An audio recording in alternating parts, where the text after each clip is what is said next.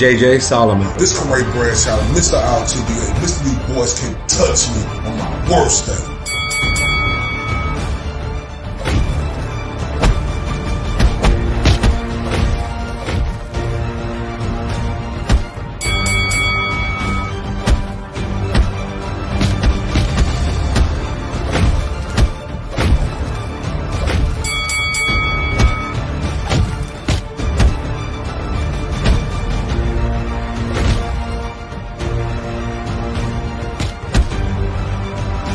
And this is the Spit Bucket Podcast.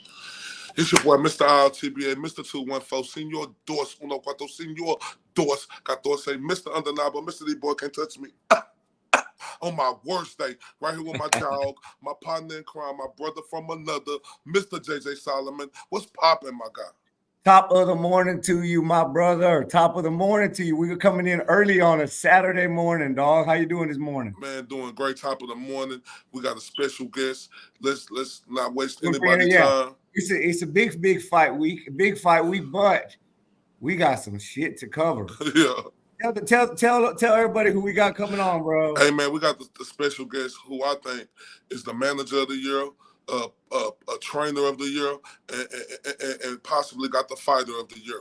We call him Bill Haney. Let's welcome him up to the stage. Hey. Yo.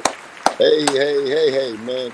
You know what I mean? Thank you guys for having me. You know, JJ and Mr. I'm on that bullshit again. And it's only befitting that after a night like last night, God. weekend like a weekend that we just covered, that I come on here and I'm definitely on that bullshit again. You know what I'm saying? Let's go. You telling it, Coach, it was a long, busy week. I was out trying to take my wife to dinner last night.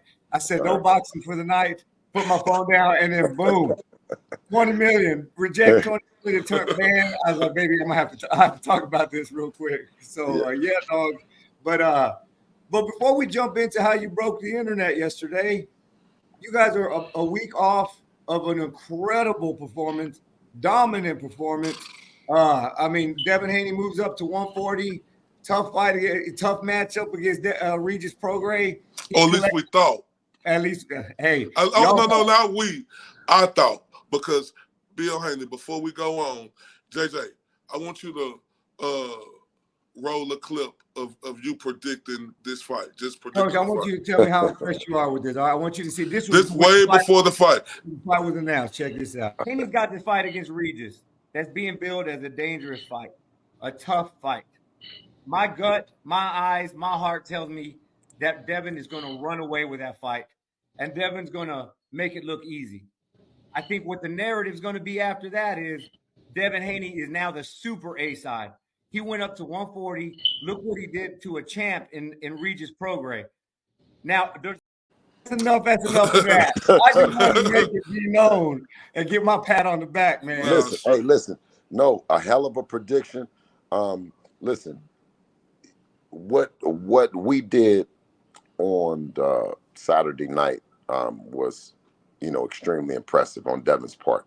Of course, we always have a game plan going in, but Devin Haney, at 25 years old, to go and execute the game plan speaks volumes about him as just a fighter for the year. To go in and to dismantle this guy who everyone said was a boogeyman. Everyone said it would be on a tall task, to say the least. Not you, JJ, and Mr. I'm on that bullshit again. No, I'm gonna be honest. Because I went in, I'm like, I got to give respect where respect is due. Because, like you say, respect is not given, it's earned, right? And I respected Regis Prograis as the champion 140. And I said, this is a 50-50 fight. Yep. Devin Haney going up there, his first fight. But Devin Haney went up there and showed like this wasn't no 50-50 fight. It was absolutely 100% to zero fight. Yeah. And listen, shout out to his team because they came to fight. He said had a four-month training camp. He was healthy. He was 100% honest in the end that just a better man won. And I can't say enough about Regis Prograis and their team, the way that they conducted themselves in the pre-fight and now after in the post-fight. So, I mean, although, I love to have a lot of banner going on with the big dummy. But you know what I'm saying. But shout out to Evan Tobler. You know what I'm saying, who's been a class act after the fight. You know what I That was mean? my next question to Yeah, you. yeah. How's that been, man? Obviously, it looks like Devin and Regis squashed it the way the two respectful young sport athletes should do, men should do. How's the interaction been this week? What we haven't seen. I mean, everybody Oh squashed no, it. it's beautiful. It's Yeah. beautiful. We've gotten a lot of good you know, congratulations from a lot of guys out of New Orleans. You know what I mean? That like I said, I don't have but nothing but good things to say about that whole region. What they sipping out there in they water in New Orleans, man, they definitely stand up individuals. You know what I mean? I can't say nothing about it. They came, they didn't sit down at the press conference. They he met Devin in the center of the ring, and and that's where it was decided at. So like I said, I can't say enough about them being class acts after the fight. You know what I mean? To give Devin his props. He didn't make up any excuses. No injuries. No, you know what I mean? You know. So like I said, man, I can't say enough about them. You know, and I wish them well. And you know, I know Regis Prograis has what it takes to get back to the top of boxing. Now, Bill, what Devin Haney went in there and did was becoming a superstar in that fight, because from the north to the south to the east to the west, from a technical standpoint, from a power standpoint, from a ring IQ standpoint, he stood out above all fighters, in my opinion, that we've seen today. And after that fight, that took him to another level. Tell Yes. me the reception that you guys are getting from everyone around the world now. Oh, absolutely. I told Dev during the fight, I said, this fight will be understood by the pugilists.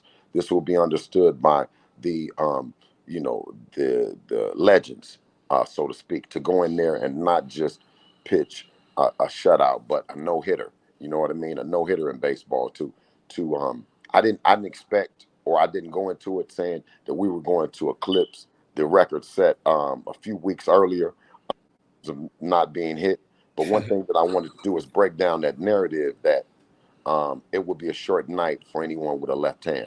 I think that's what they kept saying. Oh, left hand, he's prone to left hands. He can't file southpaws. So we went into it and said that we're going to beat Regis Prograis in the way that his corner is going to have to look back and say, should we have stopped it? He's going to look, and his people are going to have to see him get hit and get hit and get hit, almost like torture. And I don't mean to sound that graphic, but he had No. called us a lot of things, and he had obscenities, and I wanted him tortured. I wanted him punished in front of death. I didn't want him to fall down and say, well, it was a lucky shot or I didn't see it. I wanted him 12 rounds of punishment. My very next question to you was going to be just that. A lot of us, because I was on the Boxing Boys, and I went out and said I could see this fight being stopped. I made sure I said it on that show with the large platform like that. So we saw it almost seemed like you guys pulled off a little bit. And was that because of what you just said? I mean, did you guys intentionally wanted to go to 12 rounds, Yeah, or just being safe? yes, sir, JJ. I wanted the cleanest boxing performance ever. I wanted it to be that Regis didn't hit him with anything. And what I wanted the world to see, which I probably shouldn't have, is that uh, no southpaw, no left-handed southpaw. If we don't want you to hit us with that big left-handed brick, I call it, that big left-handed dumb shot where you know that just from uppercut from hell. You dig what I'm saying? Or that overhand drop down from the heavens, right? If Devin Haney doesn't want you to hit him with it, you're not going to hit him with it. And you know, that's credit to Devin Haney too, right? Because in the post-fight press conference, he stated this. He said, I was beating Linares easily. Then, you know, I tried to go, you know, for the knockout, you know, get out of my way. And then I got clipped and everybody wanted to say I'm chinny, right? So it's you can't win or you can't lose. But what he did was he stayed focused at the golden hand. I seen you in that corner. You told him, chill out. Get back to the game plan. Yeah. Do what you do. Look, people talk about father and son relationships. I never seen one as dynamic as you and Devin Haney, right? I've never seen it. So tell me about the dynamic relationship that you and Devin Haney got. Well, not just father and son. Me and Devin are extremely close friends. That's one of my best friends, and with that, you have a certain respect that you show your friend. You know what I mean? It's a mutual. It's a two-way street of respect. It's not just about me pushing my weight out around as a dad. It's not about him just pushing his weight around as a son. It's about having a great business relationship. That means understanding that he is the boss, and the final decision stops with him, and that relates to our business, our boxing business. But if if we wanted to talk about something that's unrelated to boxing, I might be the seniority. I might be the senior in it. You know what I mean? I might carry that voice. Because I am the patriarch of our family. But when it comes down to the business side of boxing and us being friends and his personal life that he might ask me opinions on, man, that's my best friend. Oh, I love that, man. I love that. And you've seen the opposite ends of father-son relationships, and I have to salute you guys. Y'all are making it work, and y'all are handling your business. And I have to give you all the credit in the world. You managing Devin Haney career beautifully, man. I want to take it back to the ring real quick though. Of all the things we are giving Devin his kudos to, the thing that stands out to me the most is his ability to continue learning. I said it from the Cambos fight to Loma, like the body work for me was the most impressive thing in that fight, and it was exponentially greater than his both fights with Camboses. And then you see him continuing to learn and use his brain. For me, when you have Devin's skill set, because there's a lot of guys with skills, but Devin has the brain in there. He's continuing to learn. Do you see? He's 25 years old. He's accomplishing all this. Do we still have more to see from Devin? Oh, absolutely. Listen, this is I think what's being described as his young prime. I have never heard it like that. His young I prime. always heard prime and you're out of your prime. But Devin is in his young prime. He's a constant professional, approach to both business inside and outside the ring. And I'm so proud. I'm so proud to be associated with him. A guy that has that kind of work ethic. That kind of guy that has that mental resiliency to block out the naysayers. When you talk about chasing greatness and your attempt to join the Mount Rushmore of boxing, you have to have a tunnel vision. They say everything except let's fight. Yeah, and Bill, let's get into that because you talking about doing what you got to do to get what you got to get.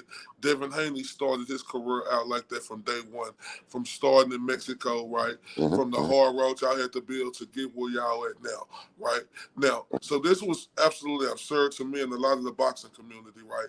With Devin Haney being the undisputed champion, right? And Hmm. he offered Shakur Stevenson the fair rate of 25%, and Shakur Stevenson didn't take that fight, and he tried to flip the narrative as Devin Haney being the undisputed champion. What's your thoughts Yeah. on that? Well, absolutely. Listen, um, whether it be fair to some or not fair to others. It's an offer that has been done before. It's not just one time, but multiple times. So we thought that might be a good benchmark when you have two extremely talented guys like that. You have egos that play a part. You have teams that play a part. But one thing that you do have is somewhat of a roadmap, a blueprint to making these kind of and not just some kind of thing that you're imagining. Um, with 5 belts being on the line, including the Ring magazine, it was an incredible opportunity for Mr. Stevenson. Of course, you see that we stayed back. Um, we're in the division when Mikey Garcia was there, Adrian Broner was there. A lot of guys have came through the lightweight division, but no one has did what it takes to put the structure in it and become undisputed. So that took a minute. That took a while to do, and we felt that it was still unfinished business. We wanted to answer to the naysayers. We wanted to give them the fight with Lomachenko. We wanted to give them the fight with Shakur Stevenson. Unfortunately, when it came time to do the business, uh, he felt that his position um, was in a place that it was a 50-50 fight. He had no belts. Devin's profile, every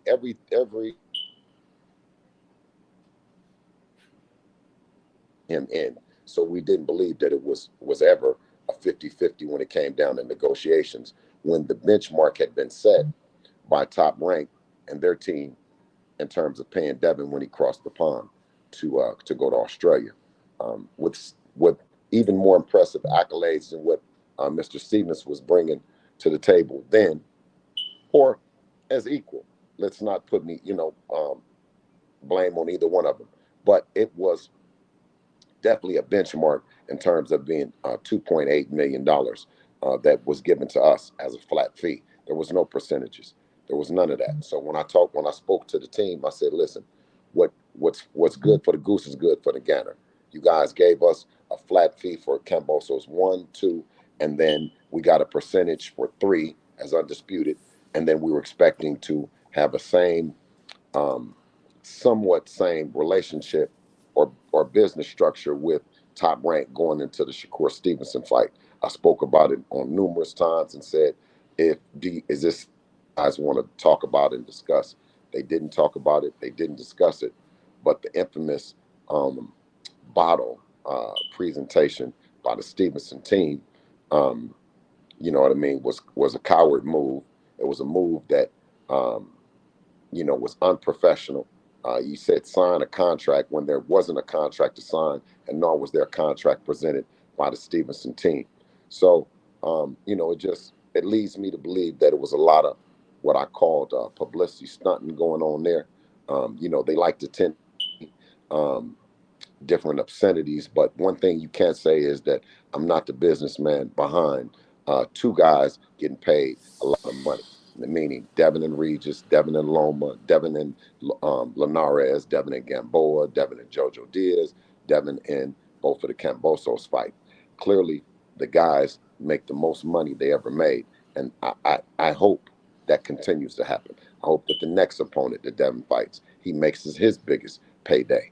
And that's what we're in the business of the fighters getting paid, and I think that reflects who we are.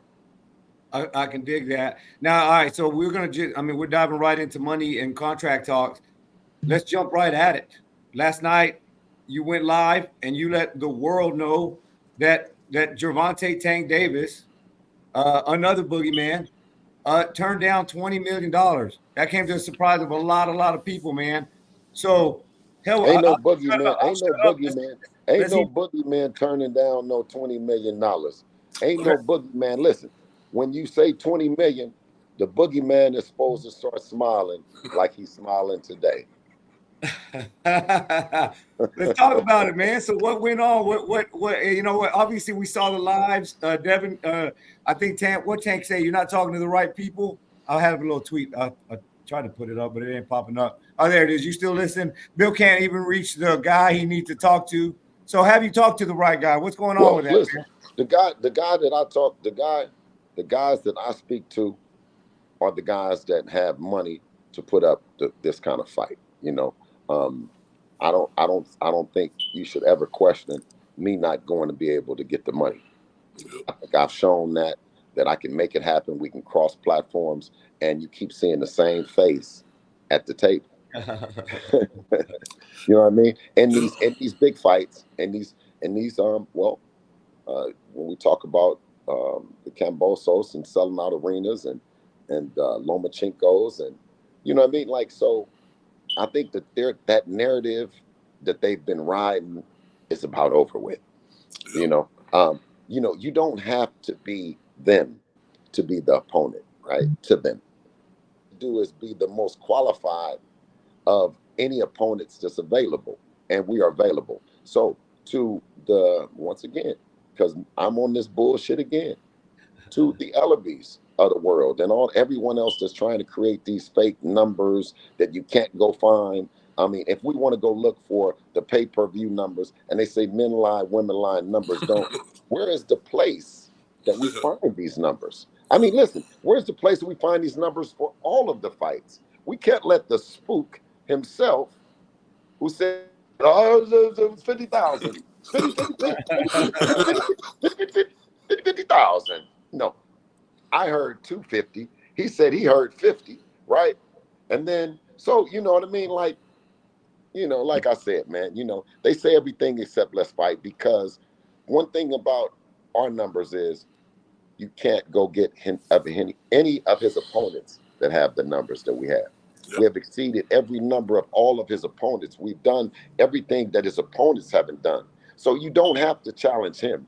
You just have to challenge the rest of the landscape. As a matter of fact, Bill, you done fought opponents when Javante was champion, where he said no rush to Lomachenko. See, people ain't talking about that. This guy won his championship 11 years ago. And respectfully, I respect all fighters, but he's never had a real challenge in the sport of boxing, or even try to be the epitome of the sport of boxing, what Devin Haney is doing, and how he been calling out every fighter, and he been fighting the fights. Like, I'm starting to believe that Tank really don't want it, and Leonard Ellaby been the same way.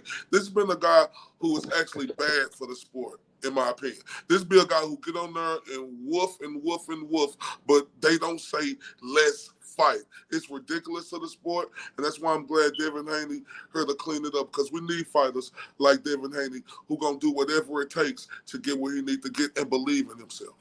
And I think you must speak. You must speak for the people, of the people, and by the people. You cannot speak about what I and what we and like they would control boxing. No, the people control boxing. It's been a big shift in the way that we're watching, viewing boxing, and monetizing boxing.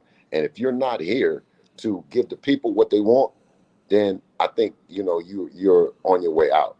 And I can say this, Tank is a dinosaur and Devin is an alligator. They both resemble something of the old school, but which one are you going to ride on? Because one of them is a stink and one of them is here alive and vicious. Yeah. You did. Yeah. I like it, dog. I like it. Now let me throw this question out there, right? And this is from the fan of me. And Coach, I say this respectfully, right? And I want you to know I'm never going to disrespect any of these fighters. I salute the hell out of all of them. From the fan in me, a lot of us wanted to see Shakur versus your son Devin Haney, and from what we gathered, you just cleared it up that it wasn't a percentage, it was a flat fee, whatever the case. But the story presented itself that Shakur was pushing the purse bid, and I don't want to beat a dead horse with Shakur anymore. That's old news, and that's not where I'm going with this. And it looks like there wasn't an opportunity for real negotiations. So my question now is, with your you saying the Tank is rejecting a $20 million offer, is it take it or leave it, or are you guys willing to negotiate? Because that is the fight we want to see. We want to see that fight. Hey, so hold on. Yeah. Hold on. Y'all stop counting the money. Stop packing it up. Listen, we might still have something going on. Hold on. Listen, I gotta get this money out of here though. Now, so either we gonna do something with it, or I'm gonna give it back to the place where it's got to go to. You know what I'm saying? I gotta go put it back where it's supposed to be. You know what I mean? Now, it's not take it or leave it, but goddamn, who leaves 20 million just sitting around? I know we're not gonna leave it just sitting around. Yeah.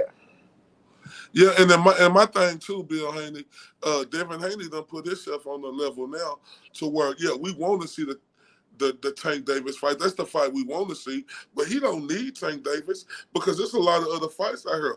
Devin Haney's on that level now to where he don't need him, and that's where you see, in my opinion, the jealousy come out of Tank, because Tank don't never like nobody who's rising to the occasion.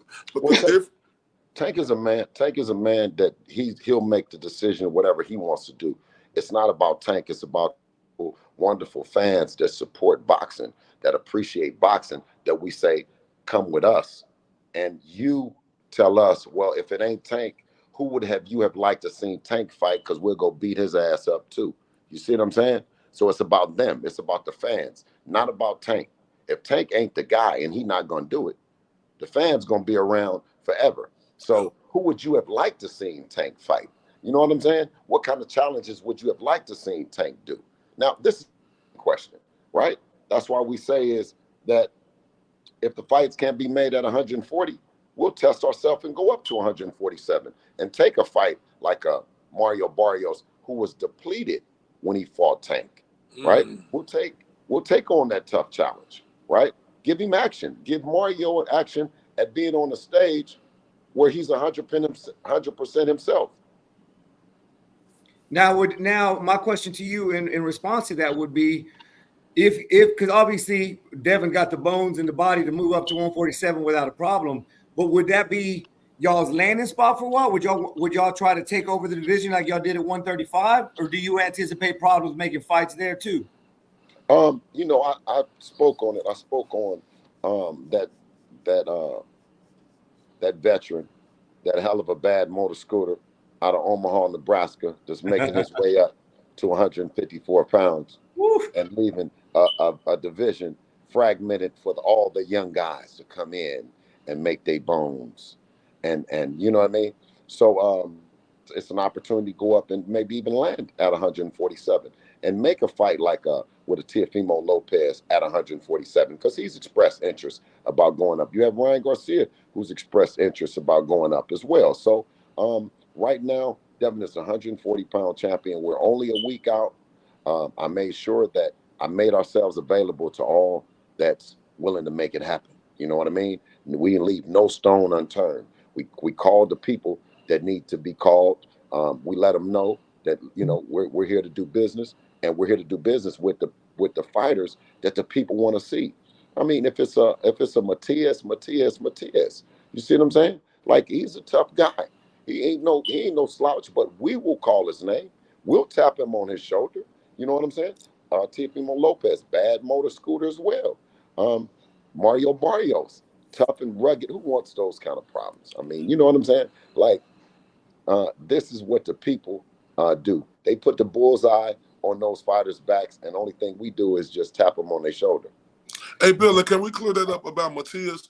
Because I seen you do an interview saying that you made a call and y'all offered Matias a lot of money, and they said they want to go. No, we never got to the money part. Shout out to their team. Their team is doing what they're supposed to be doing to make themselves available and to want to make the biggest fights. You know what I'm saying? He knocking shit out the park. Hell of a fighter. You know what I'm saying? And you know, that's a future. That could be a future fight. You know what I'm saying? Period. So I've reached out to them, to the team. The team has my telephone number. They, you know that we have ability to have a working relationship, and that's what it is. Period. Awesome, what man. about the? Oh, go ahead. No, go ahead, Corey. I'm good. No, what about the Rolly Romero at 140? Because he's been a guy who's been talking a lot of trash about Devin for years. You know, in the news. I think that's a huge fight. I think that make a lot of sense. I do say that my son is a quadruple threat, and when he decides to go into comedy, Rolly would be the first guy he's going to smack. Thank you for saying that. Jesus, yeah, he'll be the first guy. When, you know, if after, you know, Devin with a career and he wants to go into comedy, you know what I mean, go ahead and smack Rolly's ass up. Hell yeah. Hey, one thing I know, man, that you can see with Devin is that he's still trying to prove people wrong. He had that chip on his shoulder. I feel like when he pushed Lomachenko, I didn't feel that was shit talking or not. I felt that was pressure and him feeling that chip on his shoulder. He still had it with Regis. He obviously had it there going into that first Kambosos fight. Do you think Devin needs to, because he's at a point in his career now, obviously, where he can kind of control where he wants to go in his career. Do you think he needs to have that chip on his shoulder where people are still doubting him going into these fights? Does that really change who he is as a fighter? You know what? I don't know. I know he's always had that chip on his shoulder. That's the kind of individual he is. I mean, can you imagine while we're coming home with George Kambosos, we're in the air, and he's saying he wants to go to the Lomachenko fight because he wants to fight Lomachenko. Now, fast forward to when you finish with Regis Prograis, right? On Sunday morning, you got me calling around, seeing what's popping for your next fight. And listen, and you got me calling bad motor scooter in Matias. That's knocking shit out. I only seen him fight one time. You know what I mean? You know what I'm saying? Hey, did you see the way Keith Thurman tried to downplay y'all victory? Yeah. Shout out to Keith. Keith is having a heck of a time right now deciding what his next move is going to be. He's only lost to Pacquiao, so anybody that's talking crazy to him, you know, he's still he's, to me, without seeing him, I know just the skill set that he has. He's still a tremendous fighter. he might be a fighter that hasn't been in the ring in quite some time, but still he's only lost to Pacquiao. So that's his opinion. If Devin and him ever got in the ring, when I told him off privately, I said my son is gonna punch your face in, Keith. You know what I mean? I said he's going to embarrass you, Keith. You know what I mean? And he told me, Keith said, he said, the only reason you talking like that because you got a monster. So I know why you talking like that. You got a monster. So I think it's a mutual respect. But with Keith, that's how he is. He doesn't publicly respect anything or anyone, and we don't expect Keith to treat us any other kind of way. That's why I think it would be a good fight. It'd be a tremendous build up, similar to I think the Regis Prograis, but it might be on steroids dealing with Keith. Yeah, he's quite a character. Well, man, like I want to, the Tank Davis, that shit's exhausting, dog. Like the stuff. His name is not Tank Davis. It's Reggie Davis. Reggie, like Reggie. obviously, it doesn't feel like that fight's gonna happen anytime soon. It just feels like it. We've seen it this. Doesn't. It feels like that. I got the best fighter on the planet, and I'm available for the biggest and the best fights. That's what it feels like. What does your heart truly tell you you're gonna land next, or at least a preview of the next two fights of where you think your heart is telling you guys are gonna land? I don't know. It was just about getting and being ready. You know what I'm saying? Being ready for that position. You know what I'm saying? Being in this young prime, we are not going to get off our square. You know what I'm saying? He's the best fighter on the planet, and I'm gonna tell you why. He has the best jab. He has the best reflexes. He has a quick twitch that you can't be taught. It's God given. He has the best feet in boxing. He has the best defense. He's an accurate puncher. He's very efficient and his workload, and he has extremely high ring IQ. You can be right there in range with him. Also, he has a great body work. You know what I mean? So, which he's shown against Loma, and you know what I mean. He has the ability to handicap a fighter of their best attribute and make that what Floyd Mayweather said all the time is to make that right adjustment at that right time. You know what I mean? So for those reasons, I say you can no longer down him. You have to crown him because everything that I'm saying, he's proven in front of the lights. Something that Floyd said is that, well, you can be a gym fighter, but under the lights. So Devin has done this under the lights time and time again. So that's the reason why I say that he's fighter of the year, because of what he's done with boxing. And it's not that at such a young age, as 24 years old, that you can put boxing on your back, cross the platforms, do the fights, right?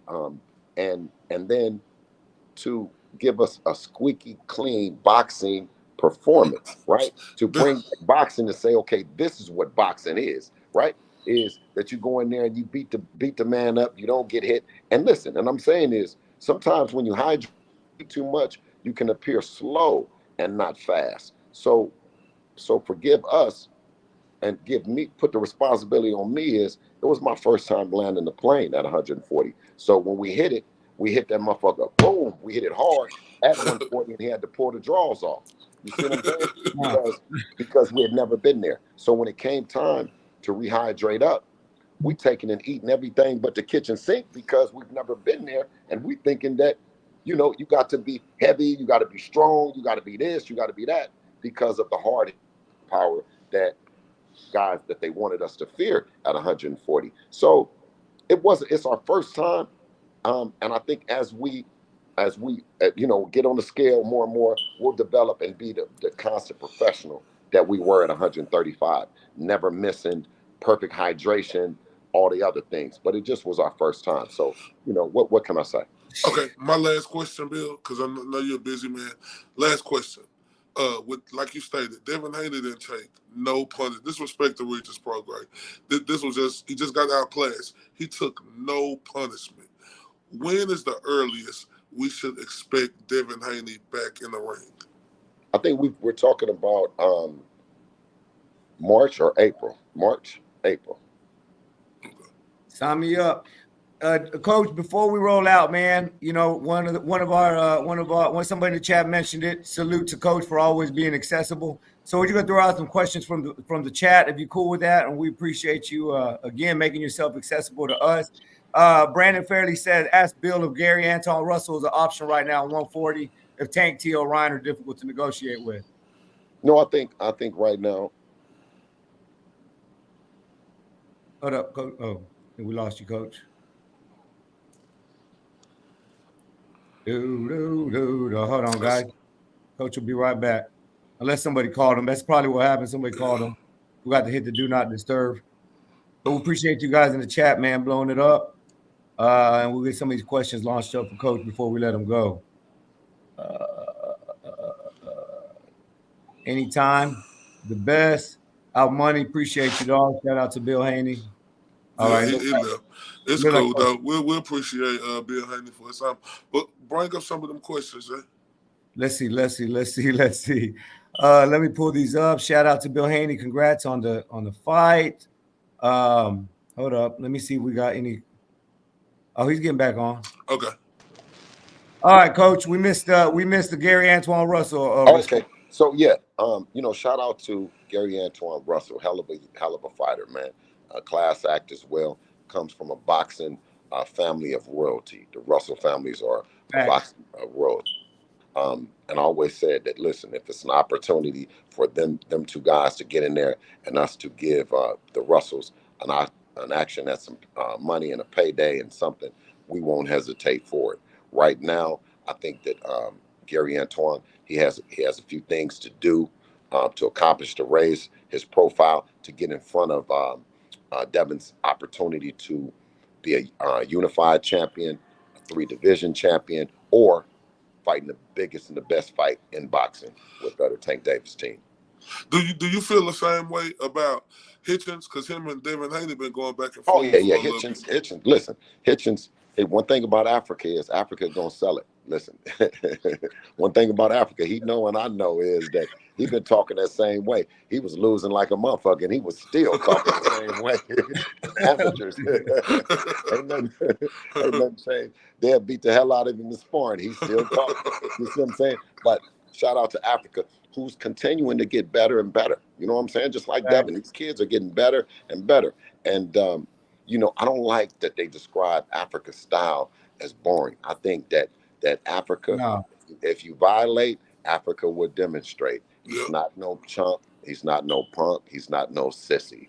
You know what I'm saying? So, you know, that's another fight.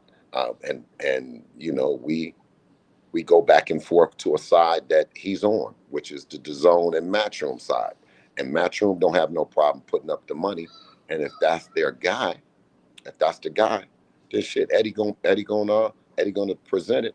And then when that time comes, I think that Africa is in a little bit of a better position than Gary Antoine Russell right now, because and that's only because of Africa, who's doing a tremendous job with himself in terms of keeping his name in the talks.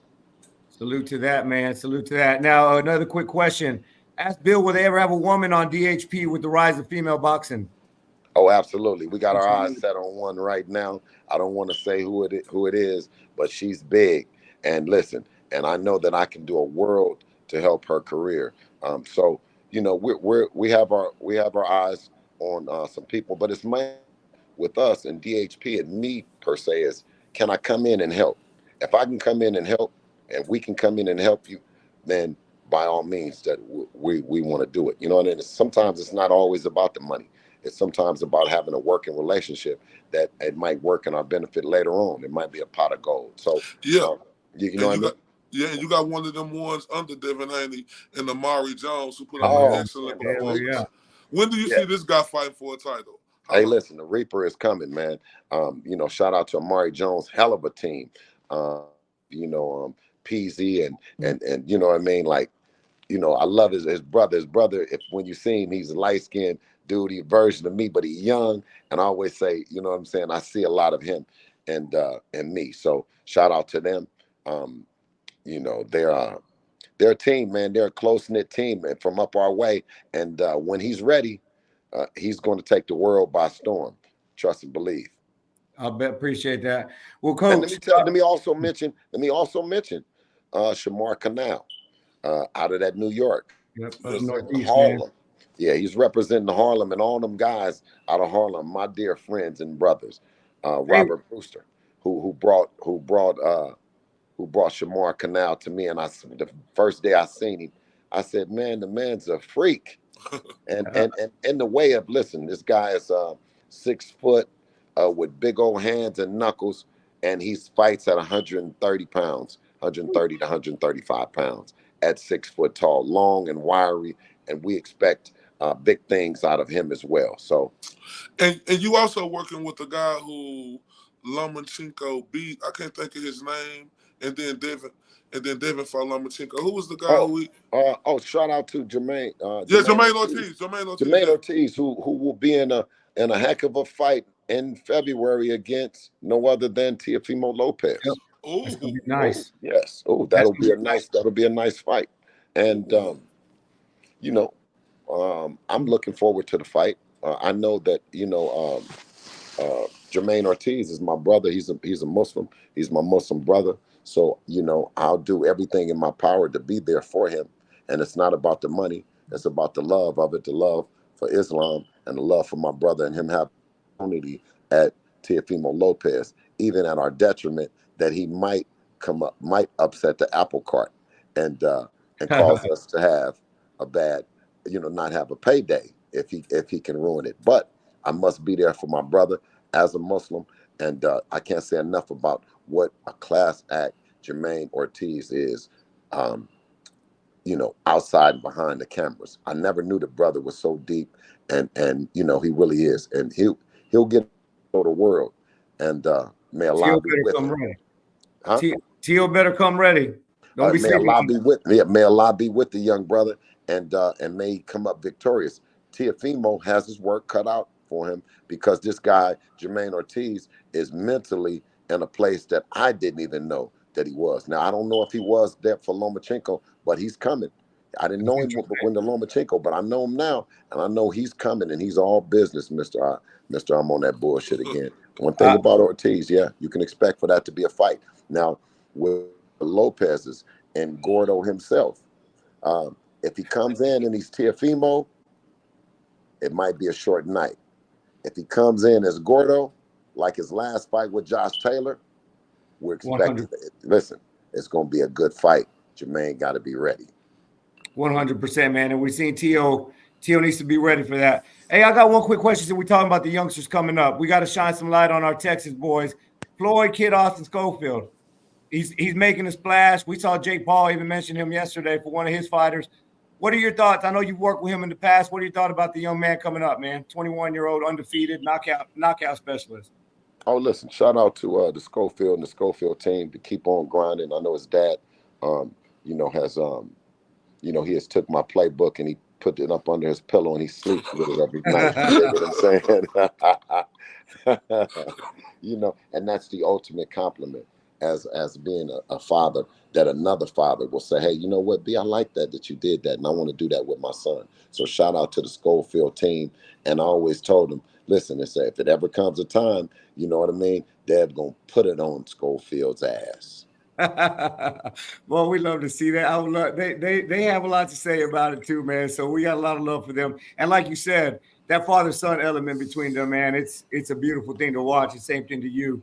But dog, hey, Prograis, you do. If we're good, we appreciate you, Coach. Nah, we appreciate you, Bill, man. Look forward to having you on again in the future. Thank you for your time. Okay, Hey, give us something to leave with. JJ, huh?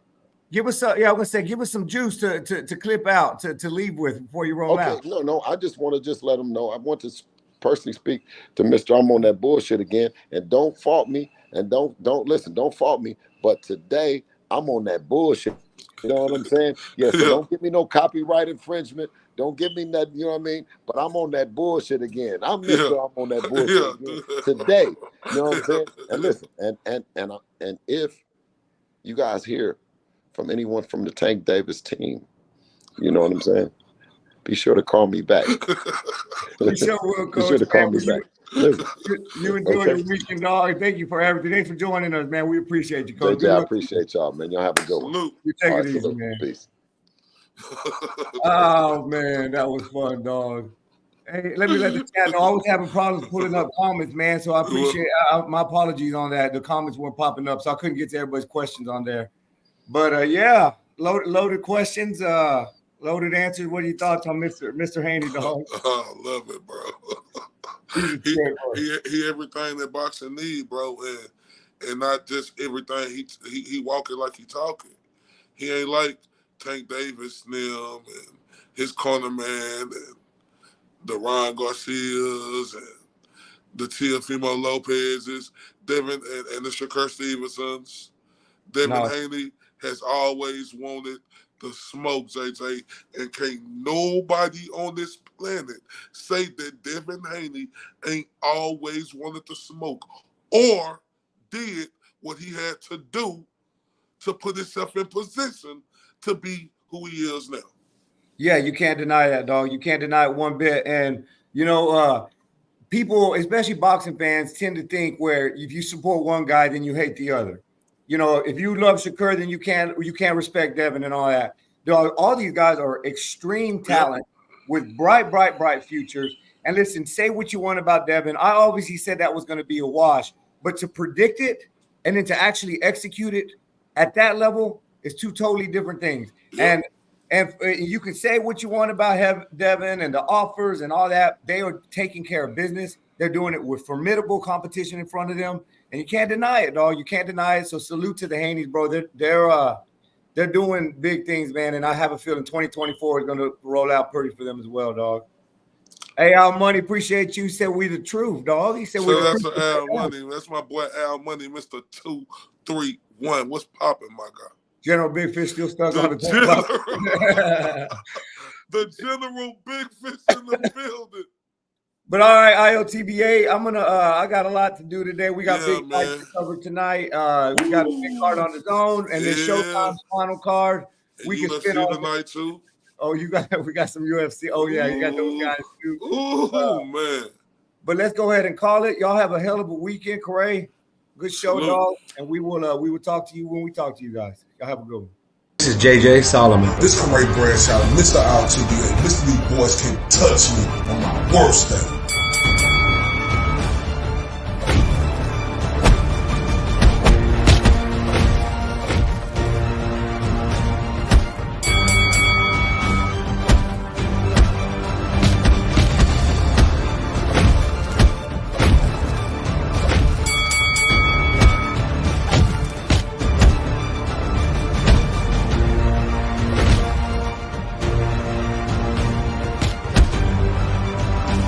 This is the Spit Bucket Podcast.